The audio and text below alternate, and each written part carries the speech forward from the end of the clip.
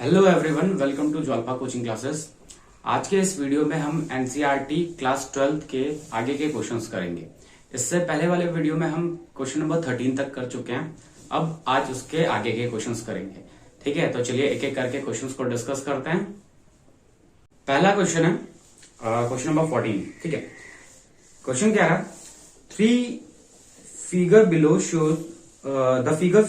Shows track of the 3 charge particle. 3 charge particles को show कर रहा है in a uniform electrostatic field. एक यूनिफॉर्म इलेक्ट्रोस्टैटिक फील्ड में give the sign of the 3 charges. ठीक है, हमें इनका साइन बताना है, मतलब पॉजिटिव है कि नेगेटिव है। ठीक है, and which particle has the highest charge to mass ratio. और किस पार्टिकल का चार्ज टू मास का रेशियो सबसे ज्यादा होगा। ठीक है, तो देखते हैं। देखिए, इधर ये जो प्लेट बनी हुई है, ये कैसी बनी हुई है? ये पॉजिटिवली चार्ज बनी हुई है। ठीक है, और ये वाली प्लेट कैसी है? ये नेगेटिवली चार्ज है। अब यहां से पार्टिकल, जो पहला पार्टिकल आ रहा है, ये डिफ्लेक्ट होके जा रहा है पॉजिटिव प्लेट की तरफ। इसका मतलब इसका नेचर कैसा होगा? नेगेटिव। क्यों? क्योंकि अनलाइक एक दूसरे को अट्रैक्ट करते हैं, तो ये पॉजिटिव वाला इस नेगेटिव वाले को अपनी तरफ अट्रैक्ट कर लेगा। ठीक है, इसी तरीके से जो पार्टिकल 2 है वो भी पॉजिटिव प्लेट की तरफ डिफ्लेक्ट हो रहा है, तो इस पे भी क्या हो जाएगा? इस पे भी नेगेटिव चार्ज। और जो पार्टिकल 3 है, ये नेगेटिव प्लेट की तरफ डिफ्लेक्ट हो रहा है, इसका मतलब इस पे कैसा हो जाएगा? Positive charge. ठीक है, अच्छा अगला क्या रहा है? Which particle has the highest charge to mass ratio. इन पार्टिकल्स में से सबसे ज्यादा चार्ज टू मास रेशियो किसका होगा? तो देखो क्या होता है, आपको पता है कि अगर फोर्स डायरेक्टली प्रोपोर्शनल चार्ज का, मतलब अगर चार्ज ज्यादा होगा तो फोर्स ज्यादा लगेगा। ठीक है, अच्छा अब देखो, हमें फाइंड करना है चार्ज टू मास का रेशियो। इसका मतलब क्या है? ये रेशियो तभी ज्यादा हो सकता है जब चार्ज की वैल्यू ज्यादा होगी, और चार्ज की वैल्यू ज्यादा होगी तो फोर्स उस पर ज्यादा लगेगा। और अगर किसी बॉडी पे अगर फोर्स ज्यादा लगेगा तो उसमें डिफ्लेक्शन ज्यादा आएगा। ठीक है, बात समझ रहे हैं आप लोग? ठीक है, तो सबसे ज्यादा डिफ्लेक्शन जिसमें होगा उसका चार्ज टू मास का रेशियो ज्यादा होगा। तो ज्यादा डिफ्लेक्शन किसमें दिख रहा है? हमें दिख रहा है बॉडी 3 में या पार्टिकल 3 में। थर्ड पार्टिकल में सबसे ज्यादा डिफ्लेक्शन है, इस वजह से थर्ड पार्टिकल का चार्ज टू मास का रेशियो हाईएस्ट होगा। ठीक है, चलिए अगला क्वेश्चन देखते हैं। Question number 15। Consider a uniform electric field. ठीक है, एक इलेक्ट्रिक फील्ड गिवन है और ये है 3 into 10 to the power 3 I cap. अच्छा, आई कैप क्या बता रहा है? आई कैप बता रहा है ये एक्स एक्सिस के डायरेक्शन में। ठीक है, what is the flux of the field through a square of 10 centimetre on a side whose plane is parallel to Y Z plane. ठीक है, वाई जेड प्लेन के पैरेलल है। अब देखो क्या है, ये इस तरीके से हम एक्सिस सिस्टम बना देते हैं।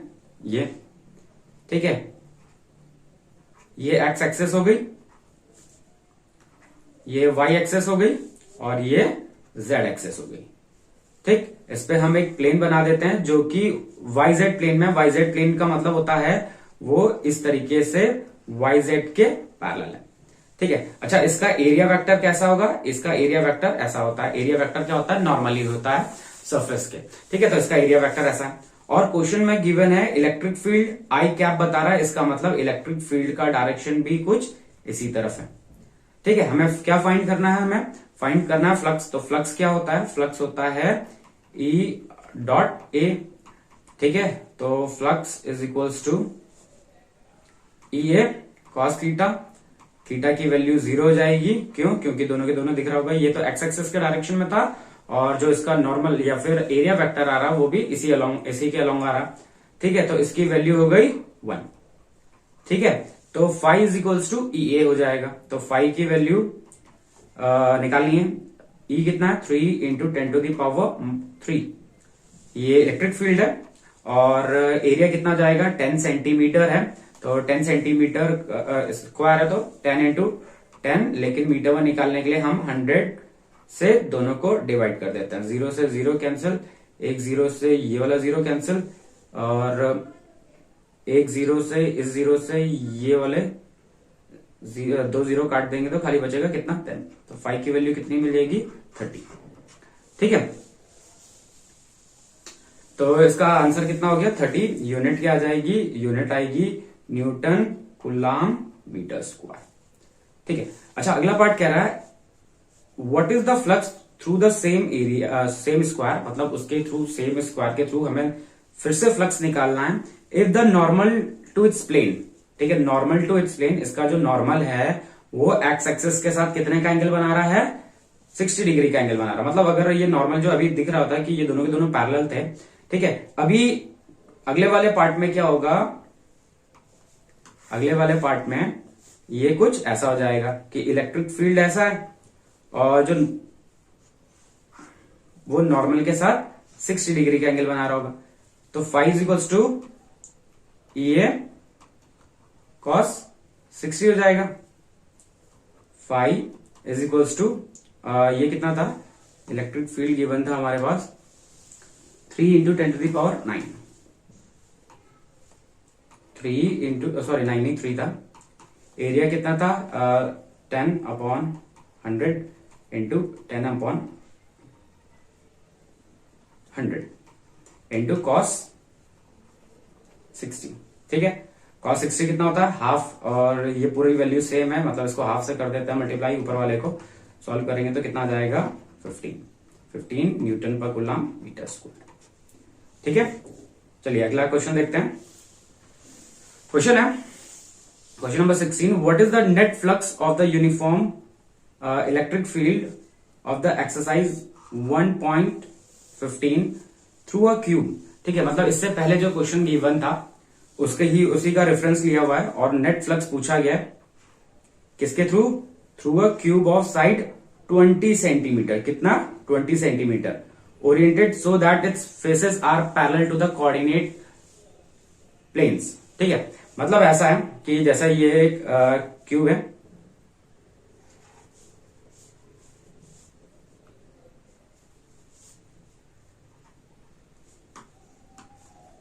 ये क्यूब है, ठीक है, और आपको पता है कि इसके जो कोऑर्डिनेट जो फेसेस होंगे सबके सब किसके साथ पैरेलल होंगे, कोऑर्डिनेट एक्सेस के साथ पैरेलल तो होंगे ही। जैसे ये वाला एक्स एक्सेस के साथ पैरेलल हो गया, ये वाला वाई एक्सेस के साथ पैरेलल हो गया, और जो ये बाहर की तरफ आ रहा है ये जेड एक्सेस के साथ पैरेलल हो गया।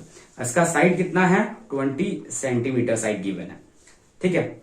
अब आपको क्या फाइंड करना है, what is the net flux of the uniform electric field, ठीक है, नेट फ्लक्स फाइंड करना है। तो फ्लक्स और किस तरीके से फाइंड कर सकते हैं, फ्लक्स फाइंड कर सकते हैं phi is equals to q upon epsilon naught, या फिर ये जाएगा ना, ठीक है, ये अच्छा। इसकी साइड कितनी थी, साइड इसकी 20 सेंटीमीटर गिवन थी, मैं ये 20 सेंटीमीटर साइड गिवन, ओके। देखते हैं अब आगे। चार्ज गिवन है क्या, चार्ज नहीं गिवन है, एप्सिलॉन नॉट की वैल्यू हमें गिवन है।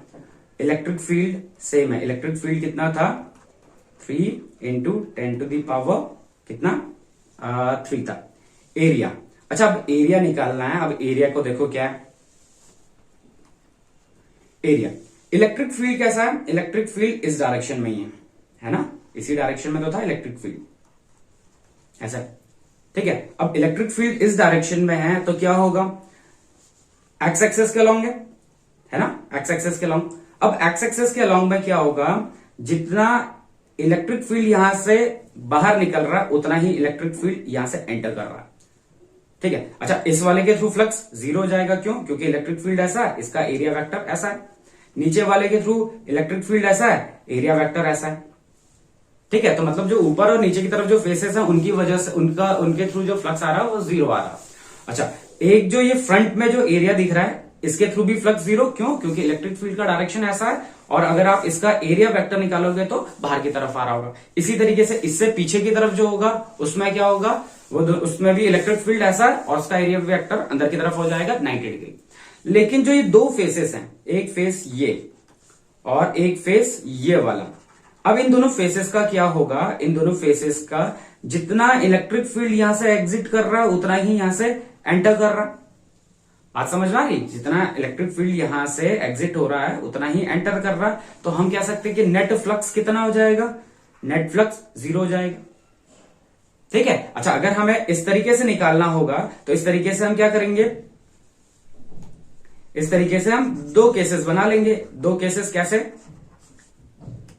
एक phi is equal to five one plus five two, ऐसा बना लेंगे।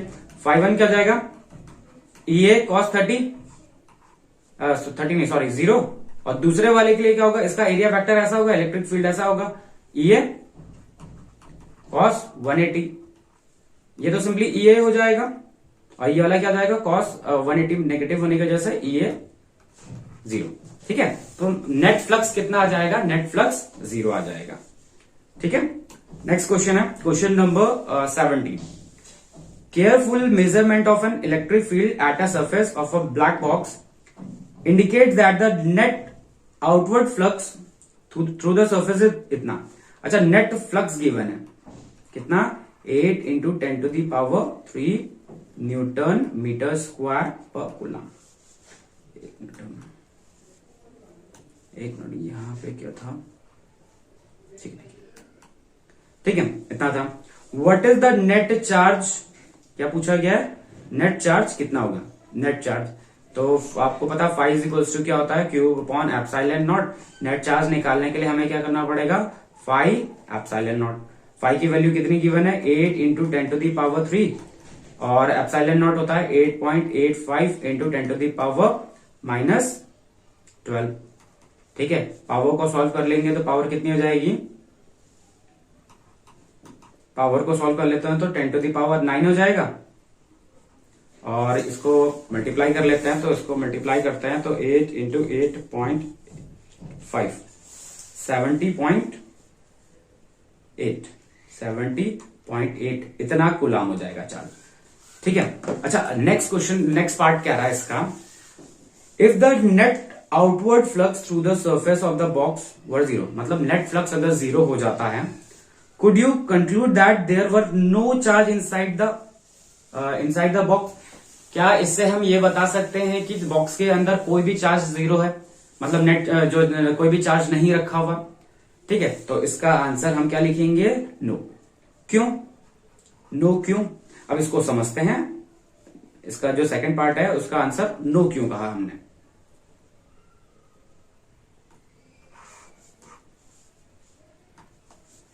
ठीक है, मान लेते हैं हमारे पास क्यूब है या फिर एक बॉक्स है, इस तरीके से एक बॉक्स है हमारे पास। ठीक है, ऐसे एक बॉक्स गिवन है। ठीक है, इस बॉक्स के अंदर दो प्रकार के चार्जेस हो गए, एक पॉजिटिव चार्ज और एक नेगेटिव चार्ज।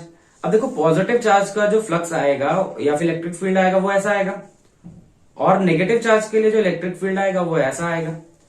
ठीक है, मतलब जितना निकल रहा है उतना ही एंटर कर रहा है, इसकी वजह से नेट फाई की वैल्यू क्या हो जाएगी, 0 हो जाएगी। क्या हो जाएगी, 0 हो जाएगी नेट फाई की वैल्यू। ठीक है, मतलब नेट फ्लक्स 0 हो जाएगा। ठीक है, चलिए नेक्स्ट क्वेश्चन देखते हैं। क्वेश्चन कह रहा है अ पॉइंट चार्ज 10 माइक्रोकूलम। ठीक है, चार्ज कितना है, 10 माइक्रोकूलम का, वो भी positive, is at a distance of 5 centimetre, मतलब यहां से 5 सेंटीमीटर ऊपर की तरफ है। Above the centre of the square of side, इसकी साइड कितनी गिवन है, साइड है इसकी 10 centimetre as shown in the figure. What is the magnitude of the flux through the square. ठीक है, स्क्वायर के थ्रू फ्लक्स कितना होगा। ठीक है, अब देखो क्या है, अब इसको भी कुछ ऐसा ही समझेंगे जैसा यहाँ पे हिंट भी गिवन है। अब देखो क्या है, जैसे अगर क्यूब होता, क्यूब इस पे यहां पे चार्ज होता क्यूब, तो इसका फ्लक्स कितना मिलता, फ्लक्स मिलता क्यू अपॉन एप्सिलॉन नॉट। लेकिन जो ये फ्लक्स था वो किसके अक्रॉस, किसके हिसाब से था, इस वाले फेस के हिसाब से भी था, इस वाले के हिसाब से भी था, पीछे वाले के हिसाब से भी था, ये आगे वाला इसके हिसाब से भी था, और इसके हिसाब से भी था। मतलब ये जो 6 फेसेस है इनके हिसाब से भी था। अब इन 6 फेसेस में से हम सिर्फ मान लेते हैं कि हमें इस वाले फेस के थ्रू चाहिए फ्लक्स, जो ये पहला फेस है इसके थ्रू चाहिए फ्लक्स, मतलब टोटल फ्लक्स तो कितना हो गया, क्यू बाई एप्सिलॉन नॉट, और एक फेस के थ्रू चाहिए तो एक फेस के थ्रू जो फ्लक्स मिल जाएगा हमें वो क्या जाएगा, 1/6 क्यू अपॉन एप्सिलॉन नॉट। 1/6 से क्यों किया, क्योंकि जो टोटल फ्लक्स है वो पूरे क्यूब के लिए, अब उसमें से सिर्फ एक फेस के थ्रू चाहिए हमें, तो एक फेस के लिए क्या मिल जाएगा, 1/6 Q upon epsilon not. 1/6 Q कितना है, 10 माइक्रोकूलम, माइक्रोकूलम का मतलब होता है 10 टू द पावर -6, ठीक है, और एप्सिलॉन नॉट की वैल्यू कितनी होती है 8.85 इंटू 10⁻⁻12। ठीक है, तो फाइव की वैल्यू यहां से हम सॉल्व करेंगे, ये -6 था और इसको एक जीरो को काट देते हैं तो 10⁻⁻5 हो जाएगा, ये इसके साथ पावर सॉल्व होके 10⁻7 आ जाएगा। ठीक है, तो क्या मिला यहाँ पे 10⁻7 हो गया। अच्छा, डिवाइड किससे करना है हमें, हमें करना है 1/6 इंटू 8.85, तो 0.0188 इतना फ्लक्स हो गया। ठीक है, न्यूटन कूलम मीटर स्क्वायर। ठीक है, साइंटिफिक नोटेशंस के हिसाब से आप पॉइंट को अपने हिसाब से वेरी कर लीजिएगा। ठीक है, नेक्स्ट क्वेश्चन है, a point charge of 2 microcoulomb, एक पॉइंट चार्ज है जिसकी वैल्यू कितनी गिवन है 2 माइक्रोकूलम गिवन है। ठीक है, एक पॉइंट चार्ज गिवन है जो कि जिसकी वैल्यू 2 माइक्रोकूलम गिवन है, is at the centre of the cubic Gaussian surface. ठीक है, एक क्यूबिक मतलब क्यूब के जैसा एक गॉसियन सरफेस है, उसके सेंटर पे रखा हुआ है और कितना है उसका साइड 9 सेंटीमीटर का। What is the net flux through the cube, net flux पूछा है तो ये तो बहुत आसान सा ही क्वेश्चन है। Phi equals to q upon epsilon naught कर देते हैं डायरेक्टली। क्यू कितना है 2 माइक्रोकूलम मतलब 2 इंटू 10⁻⁻6 और 8.85 इंटू 10⁻⁻12, इसको सॉल्व करेंगे तो 10⁻6 हो जाएगा। 2 डिवाइडेड बाई 8.85 करते हैं तो कितना मिलता है 0.225 या 22 राउंड ऑफ करके 226 into 10⁻6 Newton per coulomb metre square flux पूछा गया था और वो हमने फाइंड कर लिया। नेक्स्ट क्वेश्चन नंबर 20 है, एक इलेक्ट्रिक फ्लक्स गिवन है हमें कितना -1.0 इंटू 10⁻3, ये इलेक्ट्रिक फ्लक्स गिवन है। ठीक है, through a spherical Gaussian surface जिसका रेडियस कितना है 10 centimetre. If the radius of the Gaussian surface were doubled, कह रहे हैं कि अगर रेडियस को अगर हम डबल कर देंगे तो गॉसियन सरफेस पे फ्लक्स पे क्या असर पड़ेगा। तो ध्यान रखना भाई, पहले वाले पार्ट का आंसर क्या रहेगा सेम, क्योंकि फ्लक्स साइज पे डिपेंड नहीं करता, फ्लक्स डिपेंड करता है किस चीज पे, खाली चार्ज पे डिपेंड करता है। ठीक है, किस चीज पे डिपेंड करता है, चार्ज, कि गॉसियन सरफेस के अंदर कितना चार्ज इंक्लोज हो रखा है उस चीज पे डिपेंडेंट होता है, उसके साइज पे डिपेंडेंट नहीं होता। तो जितना रेडियस अगर डबल भी करोगे ट्रिपल भी करोगे तब भी फ्लक्स क्या रहेगा सेम रहेगा। ठीक है, इसका जो सेकंड पार्ट है पूछ रहा है चार्ज, तो phi is equal to q upon epsilon naught होता है। क्यू की वैल्यू कितनी हो जाएगी 5 एप्सिलॉन नॉट, 5 कितना था -1.0 इंटू 10⁻3, एप्सिलॉन नॉट कितना है 8.85 इंटू 10⁻12, मल्टीप्लाई कर देते हैं तो ये पावर कितनी हो जाएगी 10⁻9 आ जाएगी, और जो चार्ज की वैल्यू मिलेगी वो मिलेगी 8.85 इंटू 10⁻19 कूलम। ठीक है, तो इसका आंसर कितना हो जाएगा 8.85 इंटू 9 कूलम। ठीक है, ठीक है। Next question, a conducting sphere of radius 10 centimetre, एक कंडक्टिंग स्पेयर है जिसका रेडियस 10 सेंटीमीटर है, ऑफ अननोन चार्ज पता नहीं है। If the electric field 10 centimetre from the centre of the sphere. ठीक है, एक कंडक्टिंग स्पेयर है जिसका रेडियस कितना था 10 सेंटीमीटर। ठीक है, if the electric field 20 centimetre from the centre of the spare is इतना। ठीक है, कितना गिवन है 1.5 इंटू 10⁻³ न्यूटन पर कूलम। ठीक, points radially inward, points radially inward का मतलब होता है कि जो इलेक्ट्रिक फील्ड है उसका डायरेक्शन कुछ ऐसे अंदर की तरफ है, ऐसा। ठीक है, अच्छा अंदर की तरफ कैसे हो सकता है, जब यहां पे रखा जो चार्ज है वो कैसा हो जाए, यहां पे जो रखा हुआ चार्ज है वो अगर नेगेटिव हो जाए, क्या हो जाए, वो अगर नेगेटिव हो जाए तब इस तरीके से हो सकता है। ठीक है, तो यहां पे जो रखा हुआ चार्ज होगा वो कैसा होगा, वो नेगेटिव होगा। ठीक है, चलिए आगे पूछ रहा है what is the net charge on the sphere, sphere पे नेट चार्ज कितना होगा, मतलब क्यू की वैल्यू फाइंड करने को कह रहा। तो अभी देखो अगर हम देखेंगे तो इसकी वजह से जो इलेक्ट्रिक फील्ड मिलता है वो कितना मिलता है, 1/4πε0 Q अपॉन R स्क्वायर। हमें Q की वैल्यू फाइंड करनी है। डिस्टेंस गिवन है हमारे पास, डिस्टेंस कितना गिवन है, डिस्टेंस है 20 सेंटीमीटर, क्योंकि सेंटर से 20 सेंटीमीटर के डिस्टेंस पे पूछा गया है। कितने डिस्टेंस पे पूछा गया है, 20 सेंटीमीटर के डिस्टेंस पे पूछा गया है। ठीक है, तो इलेक्ट्रिक फील्ड भी पता है, 1/4πε0 की वैल्यू भी आपको पता है, आर की वैल्यू भी आपको पता है, तो इसका भी कैलकुलेशन आप ही करेंगे।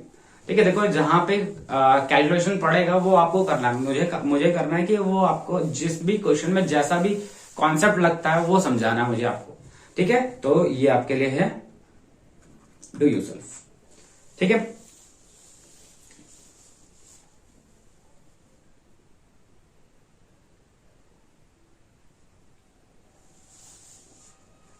नेक्स्ट है,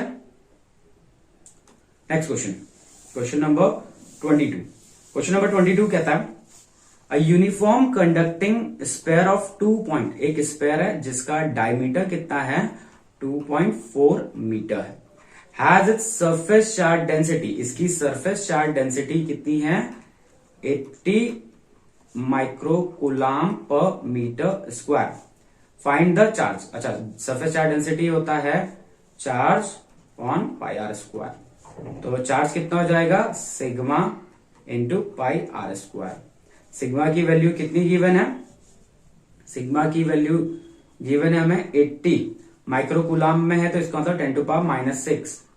ठीक है, और एरिया कितना हुआ है पाई आर स्क्वायर मतलब 22/7, आर कितना हो गया 2.4 है, तो 1 पॉइंट रेडियस हो जाएगा 1.2, तो 1.2 इंटू 1.2। ठीक है, तो इसको मैं डायरेक्टली कैलकुलेट कर लेता हूं, तो कितना हो जाएगा 80 into 22 into 1.2 into 1.2 divided by 7, तो 362.06 इंटू 10⁻⁶ इतना कूलम। ठीक है, what is the total flux leaving the surface of the sphere. ठीक है, टोटल फ्लक्स पूछा तो फ्लक्स कैसे मिलेगा, फ्लक्स निकालने के लिए चार्ज अपॉन एप्सिलॉन नॉट कर लेंगे। ठीक है, चार्ज कितना गिवन है, चार्ज है 362.06 इंटू 10⁻⁻⁶ अपॉन 8.85 इंटू 10⁻⁻12। इसको काटते हैं तो ये 10⁻⁶ हो जाएगा, इसको डिवाइड कर लेते हैं कितना 8.85 से, तो मिल जाएगा हमें 40.91 इंटू 10⁻⁶ न्यूटन पर metre, sorry Newton per coulomb metre square. ठीक है, तो इसका आंसर ये हो जाएगा। चलिए नेक्स्ट क्वेश्चन देखते हैं, question number 23। An infinite line produces a field of इतना, मतलब इलेक्ट्रिक फील्ड कितना है 9 into 10⁴ newton per coulomb at a distance, distance कितना गिवन है, डिस्टेंस गिवन है 2 सेंटीमीटर मतलब 0.2 metre. Linear charge density find करना है, तो पहले तो इलेक्ट्रिक फील्ड का फॉर्मूला कितना आता है लीनियर लाइन चार्ज के लिए, वो आता है सिग्मा 2 लैम्डा अपॉन 4πε0 r। ठीक है, क्या फाइंड करना है लीनियर चार्ज डेंसिटी, मतलब ये फाइंड करना है हमें। ठीक है, तो इसको फाइंड करने के लिए इसको अकेला रख देते हैं, बाकी सारे टर्म्स को उधर भेज देते हैं। E अपॉन 2 इंटू 1/4πε0 और इंटू आर, ये ऊपर चला गया आर, तो ये है 9 इंटू 10⁴, आर कितना गिवन है 0.2, और ये हो गया 2, और ये हो गया 9 इंटू 10⁹ 1/4πε0 की वैल्यू इतनी। 9 से 9 कैंसिल, पॉइंट हटा, एक नीचे 10 लगा, ये 2 से 2 कैंसिल हो जाएगा, बचेगा खाली क्या ऊपर 4 है पावर में, और नीचे कितना है नीचे है 10 है, तो टोटल 10⁻⁻⁶। ठीक है, कूलम पर मीटर, ये इसकी लीनियर चार्ज डेंसिटी हो गई। ठीक है, अगला पार्ट है, अगला क्वेश्चन है इसका 2 पार्ट से क्या नहीं, एक ही था। क्वेश्चन नंबर 24, ठीक है। क्वेश्चन नंबर 24 देखो क्या कहता है। कह रहा है कि two large thin metal plate, एक मिनट,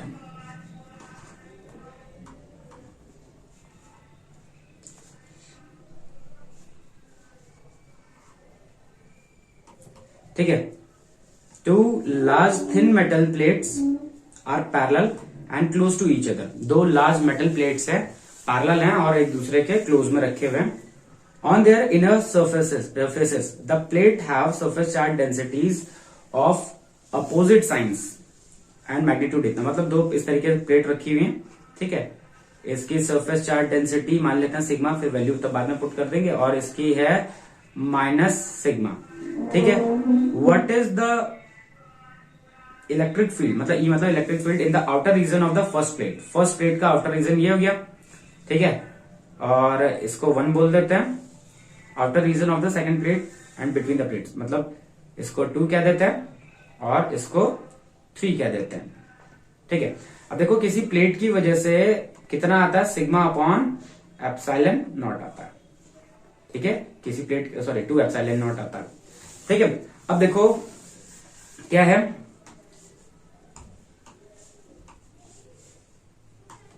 इसकी वजह से ये पॉजिटिव है, इसकी वजह से यहां पे इलेक्ट्रिक फील्ड रिपल्सिव होगा, इसकी वजह से अट्रैक्टिव होगा, मतलब E1 इधर है, E2 इस तरफ है।